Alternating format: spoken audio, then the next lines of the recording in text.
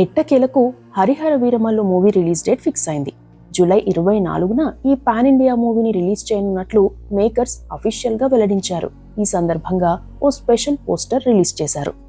ఒకరు అధికారం కోసం పోరాడుతారు, ఒకరు ధర్మం కోసం పోరాడుతారు. అందులోనే వారసత్వాల ఘర్షణ ప్రారంభమవుతుంది. సత్యం, విశ్వాసం మరియు స్వేచ్ఛ కోసం యుద్ధానికి సాక్ష్యం ఇవ్వండి అని ఆ పోస్టర్లో ఉంది.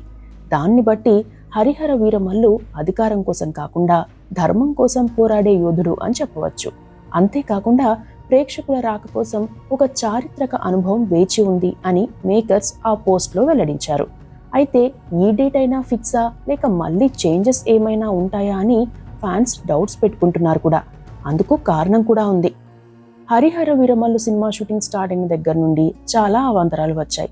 పవన్ కళ్యాణ్ పాలిటిక్స్లో బిజీ అయిపోవడం, ఆ తర్వాత డైరెక్టర్ క్రిష్ తప్పుకోవడం, కథలో మార్పులు, ఎన్నికలు, షూటింగ్ జాప్యం, ఇలా అష్టకష్టాలు దాటుకుని ఎట్టకేలకు షూటింగ్ కంప్లీట్ చేసుకుంది ఈ మూవీ. ఈ సినిమా కష్టాలు అంతటితో ఆగలేదు. మొదట మేలో రిలీజ్ అన్నారు, ఆ తర్వాత జూన్ 12 అన్నారు.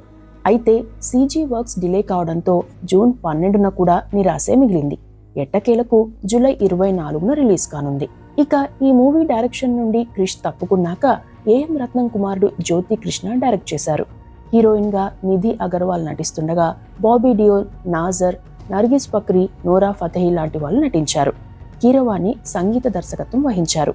మరి ఈ తేదీకైనా పవన్ కళ్యాణ్ సినిమా రిలీజ్ అయితే ఫ్యాన్స్ కి పండగే అని చెప్పవచ్చు.